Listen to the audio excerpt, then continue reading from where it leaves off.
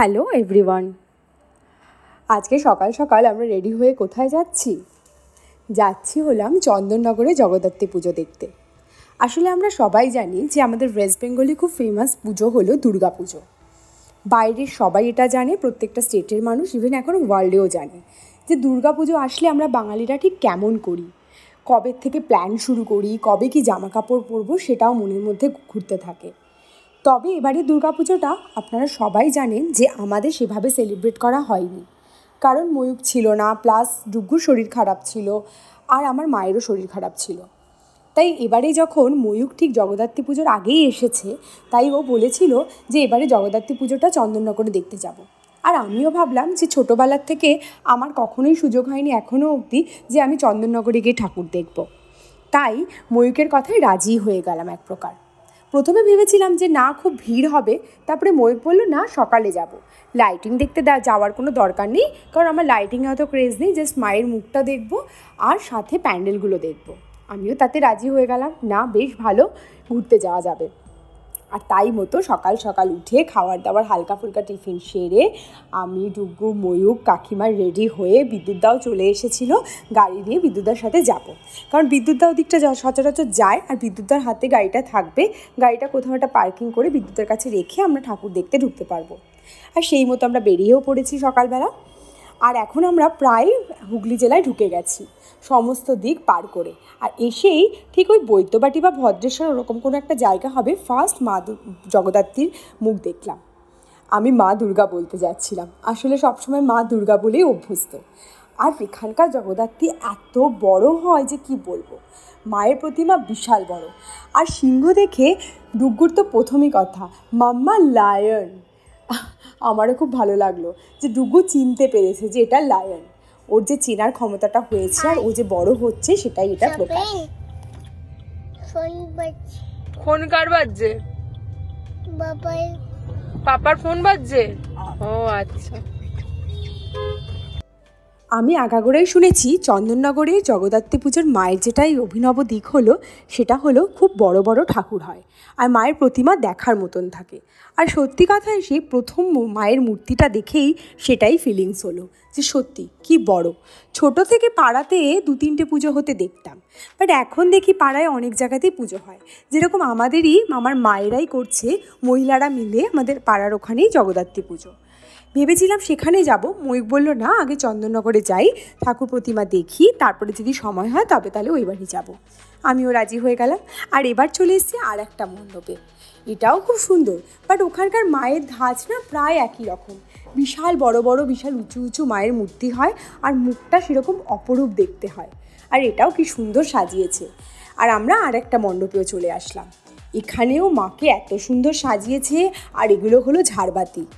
আমার সেই পুরনো দিনের কথা মনে পড়ছে, পুরনো দিন ঠিক নয়, দুর্গাপুজোর আগের কথা, যখন ওই বিয়ের আগে আর বিয়ের প্রথম বছরটা, পরের প্রথম বছরটা, ওই রকম ঠাকুর দেখতে যেতাম আর এরকম ঝাড়বাতি দেখতাম সিংহি পার্ক আর হলো একডালিয়াতে। ওখানকার ঝাড়বাতি খুব ফেমাস ছিল। আর ঠিক এখানে এসেও সেরকম দেখলাম যে ঝাড়বাতি প্রত্যেকটা মণ্ডপে রয়েছে। আর এবার চলে এসেছি একটুখানি চা খাবো বলে। সেই সকালবেলা বেরিয়েছি তাড়াহুড়ায়, কোনো রকমের এক কাপ চা খেয়ে আর একটু টিফিন করে বেরিয়ে পড়েছি।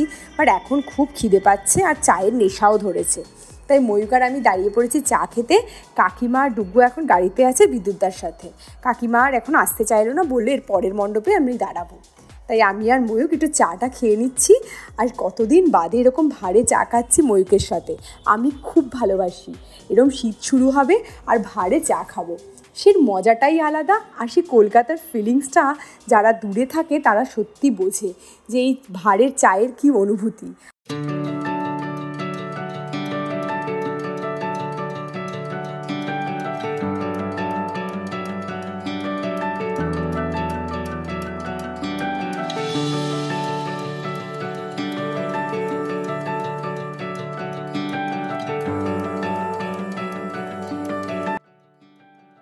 এদিকে একটু পান নিয়ে নিচ্ছি।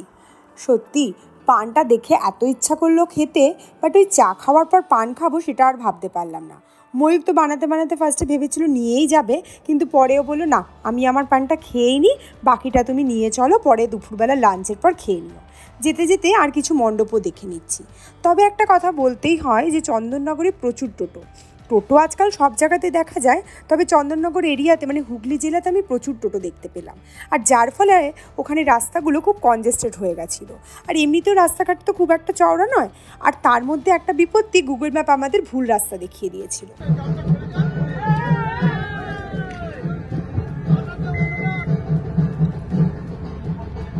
দেখতেই পাচ্ছেন যে গাড়িটা কিভাবে ফেসে গেছে একটা মণ্ডপের ঠিক সামনে, পাশেই মণ্ডপ, সাথে সরু রাস্তা, আর গুগল ম্যাপ এই রাস্তাটা দেখিয়ে দিয়েছে। আমরা ঠিক ঢোকার মুখে একজনকে জিজ্ঞাসাও করলাম, একজন অটোওয়ালা বা টোটো দাদা ছিল, তিনি আমাদেরকে বললো না এই রাস্তা দিয়ে যাওয়া যাবে। কিন্তু আমরা সেই মতে তো ঢুকে পড়লাম গুগল বাবাজির উপর ভরসা করে আর ওনার কথার উপর। কিন্তু ঢুকে দেখলাম যে সত্যি কি বড় বিপত্তি, এত সরু রাস্তা যে তখন মনে মনে ভয় পাচ্ছিলাম যে কখন বেরাবো। বিদ্যুৎদা, আমার, ময়ূর, কাকিমার 4 জনেরই রীতিমতো খুব বাজে লাগছিল, কারণ ওই সময় এত লোকজন এই মণ্ডপটি দেখতে আসছিল, তারাও খুব বাজেভাবে ফিল করছিল আর আমাদেরও খুব গিল্টি ফিল হচ্ছিল। কিন্তু কি করব, দোষটা তো আর আমাদের নয়। গুগল ম্যাপের উপর যতবার এরকম ভুলভাল ভরসা হয়েছে না, সত্যি খুব বাজে পরিস্থিতির মধ্যে গুগল ম্যাপ ফেলেছে। আর এটা একবার দুবার না, আমাদের সাথে বহুবার হয়েছে। আর ঠিক এরকমই খুব আনকোড়া অজানা একটা রাস্তার মধ্যে গুগল ম্যাপ দেখিয়ে দেয়। A few moments later. এখন সোজা গাড়িটাকে একটা পেট্রোল পাম্পের কাছে রেখে বিদ্যুৎদা সেই গাড়িটাকে নিয়ে আছে, আমি, ময়ূর, ডুগু আর কাকিমা একটা টোটো ধরে আশেপাশে কয়েকটা ঠাকুর দেখব। কিন্তু মনটা একটু খারাপই ছিল। আসলে টোটোওয়ালাকে যখন ঠিক করছিলাম তখন অলমোস্ট 1:30 মানে 1:15 বেজে গেছিলো। আমরা আসলে বাড়ির থেকে বেরিয়েছিলাম 9টার সময়, অনেকটাই দেরি হয়ে গেছিলো। তো টোটো দাদা বললো যে না, এখন আপনি বিশেষ কিছু টোটো পাবেন না, আর যেগুলো পাবেন আপনাকে মোটামুটি 2 কি 2:30টার মধ্যে ঠাকুর দেখে কমপ্লিট করতে হবে, কারণ তারপরে নো এন্ট্রি, আর কোনো টোটো অলিগলিতে চলতে দেবে না। যাই হোক, উনি বললো আপনারা একটা কাজ করুন, যতটা টাইম আছে সেই টাইমের মধ্যে আপনাকে ওই 4টে ঠাকুর দেখাতে পারবো। আমরা তাতেই রাজি হয়ে গেলাম, কারণ ডুগুও অলমোস্ট ঘুমিয়েই পড়েছিল সেই সময়।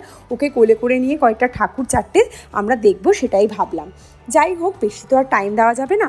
একটুখানি জানতে পারলাম চন্দননগরে যদি ঠাকুর দেখতে হয় তাহলে একটু ভোর ভোর যেতে হবে, যাতে টোটো দাদারা ওই দুটোর মধ্যে সমস্ত প্যান্ডেল ঘুরিয়ে দেখাতে পারে। আর অথবা একদম রাতের দিকে, সেখানে তো পায়ে হেঁটে দেখতে হবে, কোনো টোটোই পাওয়া যাবে না। তবে এতটা হাঁটা আমাদের পক্ষে সম্ভব ছিল না, কাকিমারও কষ্ট, ডুগুকে নিয়ে হাঁটাটাও আমাদের কষ্ট, আর প্লাস আমি আর আজকাল এত হাঁটতে পারি না। তবে যে 4-5টা ঠাকুর দেখেছি, আমার তো প্যান্ডেল দেখে খুব ভালো লেগেছে। আর মায়ের প্রতিমা অনবদ্য ছিল, ময়ূর খুব খুশি হয়েছে। বাট ময়ূর সেটাই বলছিল যে পরের বছর যদি কোনোভাবে কোনো প্ল্যান করি তাহলে একটু আগে আসবো। আর অবশ্যই টোটো দাদার কাছ থেকে নাম্বারটা নিয়ে নিয়েছি। উনি বলেছে পরের বার থেকে ওনাকে ফোন করে আসতে, উনি তাহলে সে বুঝে গাড়িটাকে এক জায়গায় ভালো জায়গায় পার্কিং করিয়ে উনি আমাদের সেখান থেকে নিয়ে সমস্ত ঠাকুরগুলো দেখিয়ে দেবে। আসলে আমাদের আর একটা ভুলও হয়েছে, আমরা দিল্লি হাইওয়ে হয়ে না এসে আমরা অ্যাকচুয়ালি জিটি রোড ধরে এসেছি, আর যার ফলে টাইমটা অনেকটা বেশি লেগেছে। আর বৈদ্যবাটি, ভদ্রেশ্বর, ওদিকেও অনেকগুলো এরকম জগদ্ধাত্রী পুজো হয়, সেই প্যান্ডেলগুলো 2-3টে দেখেছি, দাঁড়িয়েছি, চা খেয়েছি, পান খেয়েছি। আর তার মধ্যে রাস্তায় প্রচুর জ্যাম ছিল, এগুলোর জন্য মেন জায়গাতে আসতেই অনেকটা দেরি হয়ে গেছিলো। যাই হোক, লাস্ট এই ঠাকুরটা দেখলাম, এটা হলো চন্দননগরের বড়বাজারের ঠাকুর। এত সুন্দর করেছিল, লাস্ট এই প্যান্ডেলটা আর এই প্রতিমাকে দেখে আমাদের সবার মন জুড়িয়ে গেছে। আর এই সময় ভেতরে, মণ্ডপের ভেতরে বেশ ঢাকও বাজছিল, কারণ মায়ের আরতি চলছিল। বলে না, ঠাকুরের আরতি দেখাও কিন্তু কপালের ব্যাপার, সেই ভাগ্যটাই হয়তো সেদিন আমাদের সবার ছিল। আর ডুগ্গুটি সেই সময় ঘুম থেকে উঠে পড়েছে, ঢাকের আওয়াজে ও তো রীতিমতো নাচানাচি শুরু করে দিয়েছে। ভালো লাগলো ডুগ্গুকে যে এই এক্সপিরিয়েন্সটা দিতে পারছি, ডুগ্গু যে আস্তে আস্তে আমাদের এই সংস্কৃতির সাথে মেনে বুঝে চলতে পারছে, সেটাই আমার দেখে খুব ভালো লাগছে। খুব ছোটোবেলায় ও একবার সরস্বতী পুজোতে ঘণ্টা বাজিয়েছিল বলে খুব ভয় পেয়ে গেছিলো। আমি ভেবেছিলাম হয়তো ঘণ্টা, কাসর, ঢাকের আওয়াজ পছন্দ করবে না, তবে দেখলাম না, বেশ কিছুটা যখন ও বড়ো হলো তখন আস্তে আস্তে সেটাকেই ওর বেশি প্রিয় মনে হলো। আস্তে আস্তে এবার ঠাকুর দেখতে দেখতে এগিয়ে যাব। আর টোটো দাদারও অলমোস্ট শেষের দিকে চলে এসছে, কারণ নো এন্ট্রি হয়ে যাবে, টোটো দাদাকেও ফিরে যেতে হবে।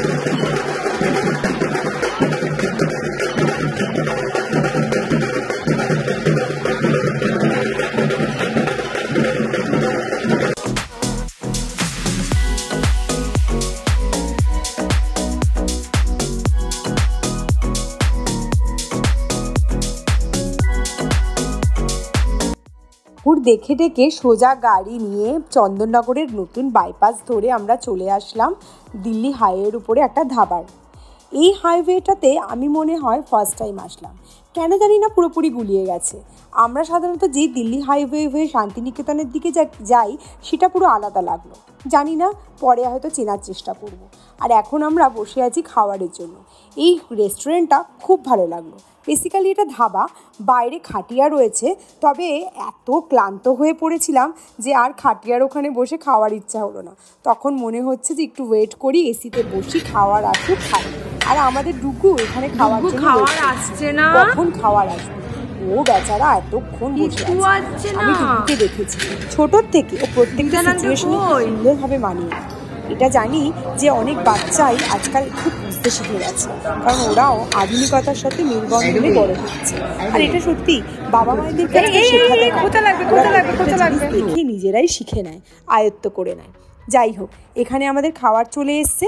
সেদিন আমরা অর্ডার দিয়েছিলাম 2 ধরনের কাবাব, একটা ফিশ কাবাব আর একটা চিকেন কাবাব, যেটা ডুগুকে খাওয়াতে সুবিধা হবে। আর কাবাবগুলোতে তো ঝাল কম হয়, ও খেয়েও নেবে। আর তার সাথে দিয়েছিলাম রাইস, আর একটা হলো বাটার চিকেন, আর সাথে হয়তো ফিশের একটা ফিশ টিক্কা মশালা কিছু একটা দিয়েছিলাম। আর তারপর একটু হালকা করে কোল্ড ড্রিঙ্কস খেয়ে সোজা বাইরে চলে এসেছি। এখানে খাটিয়ার ওপর বসে চাটা খাবো। বাইরে কি সুন্দর চা বানাবে, এখান থেকে চা বানিয়ে ওরা সার্ভ করে। আর এত ভালো ব্যবস্থা, কি বলবো, পরিষ্কার পরিচ্ছন্ন। রেস্টুরেন্টের খাবার দাবারও সত্যি খুব সুন্দর। যদি কখনো এখানে কেউ আসেন তবে অবশ্যই এখান থেকে একবার ট্রাই করতে পারেন। এখানকার খাবার দাবার সত্যি খুব ভালো, খুবই ভালো লাগে। আর এদিকে ডুগু ওর বাবার সাথে খুনসুটিতে মেতে আছে। আর আমাদের খাওয়া হয়ে গেছে, এখন জাস্ট চায়ের অপেক্ষা।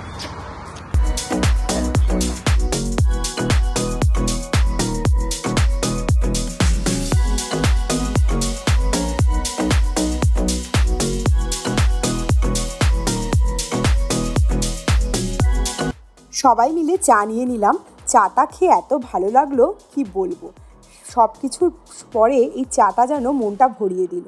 যাই হোক, আমরা এবার বিল মিটিয়ে বাড়ির দিকে রওনা দিচ্ছি। আজকে সারা দিনটা সত্যি খুব ভালো লাগলো। আর আমাদের এই ব্লগটা কেমন লাগলো অবশ্যই জানাবেন। আশা করি আপনারা সবাই খুব ভালো আছেন আর ভালো থাকবেন, সুস্থ থাকবেন। আজকের মতন এখানেই শেষ করলাম। নেক্সট আরেকটি ব্লগে দেখা হবে।